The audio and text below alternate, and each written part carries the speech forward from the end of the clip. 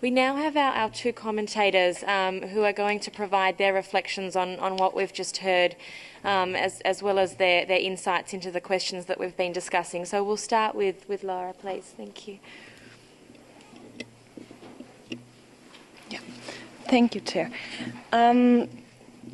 My name is Laura, and I work for a civil society organization called Cividep. We are a labor rights and corporate accountability organization and work on labor rights and working conditions in the apparel industry and in the electronics industry in South India. We are based in Bangalore. I first want to comment on what I've heard so far, and I think we have had very impressive inputs from the different panelists, and it seems that there's a lot of good things out there, and a lot of companies have very good policies and practices in place. And I would just like to contrast that with my own experience from the field. We're dealing with global companies and also with their suppliers in India.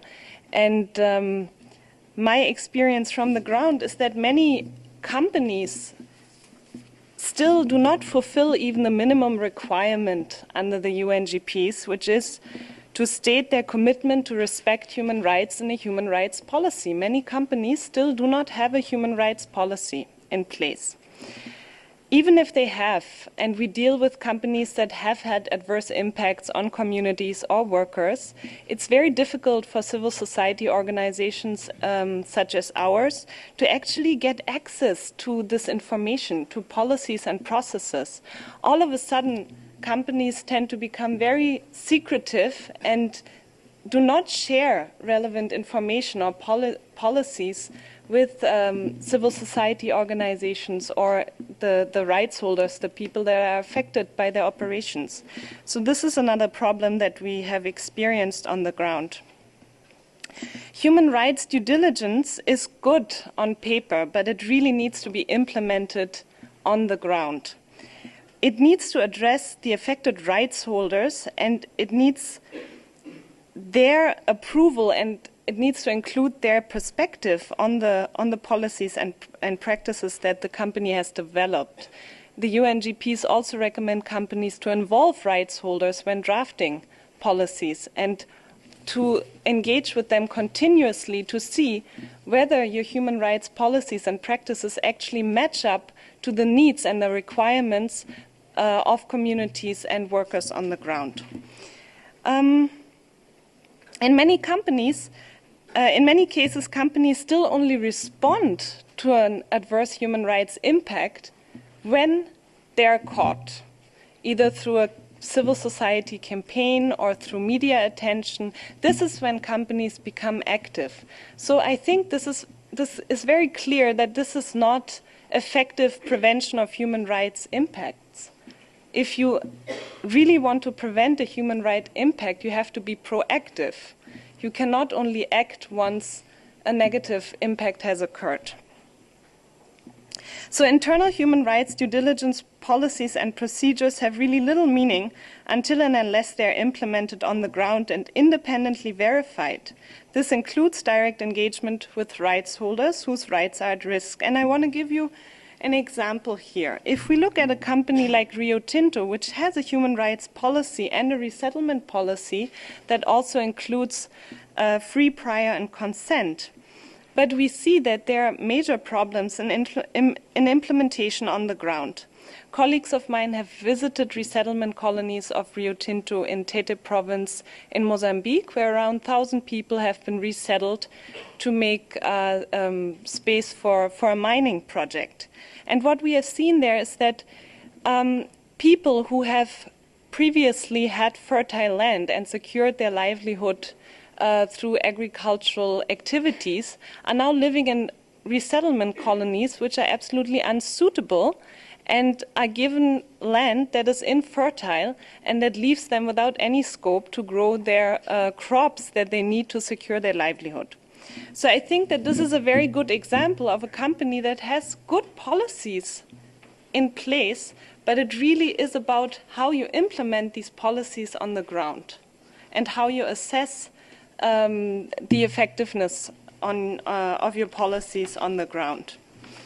I also wanted to comment on some points that the other speakers have raised.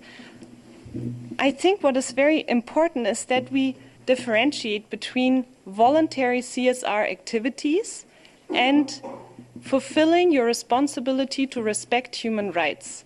These, for me, are two different things. You might be engaged in CSR activities, but this does not mean that you prevent, mitigate, and remediate your adverse impacts. But this is what you actually need to do under the United Nations Guiding Principles. So I would encourage every company to continue with their CSR activities, but also to look at how you can prevent and mitigate adverse impacts that might occur from your operations. Then what we have heard from Hiroshi is that in your case, companies and NGOs are working together to implement these, to draft and then to implement these policies, which is great. But on the ground, we really have to see that there are a lot of power imbalances between companies on the one hand and workers and affected communities on the other. So I would encourage everyone to take these power imbalances into account and deal with them, because many impacts are so adverse that communities or workers are simply have lost the trust to actually engage with the companies in a remediation policy. And last but not least, I wanted to comment on the OECD guidelines, which we have also had experience with. And I think it's good that the OECD guidelines actually offer a complaint mechanism through the national contact points. But our experience has been that the outcomes of these mediations, of these conflict resolution mechanism, are very different and very much depend on the national contact point, on its track record, and are unfortunately not always as positive as in the case when we deal with the Norwegian NCP, which has a very good track record and which is very transparent. So I think there's huge scope for peer learning and peer review among national contact points. The example that was raised by Hans-Peter, the complaint against POSCO was filed at 3 different national contact points, and we got 3 different outcomes. So this really shows that there has to be more coherence and more, I think, cooperation among the national contact points to resolve complaints.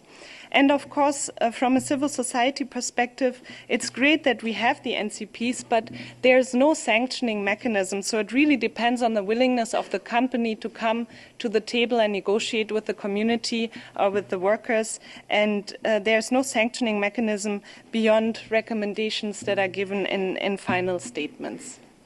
Thank you. Thank you very much, Laura. I think that you bring up, it's a very rich commentary that you provide.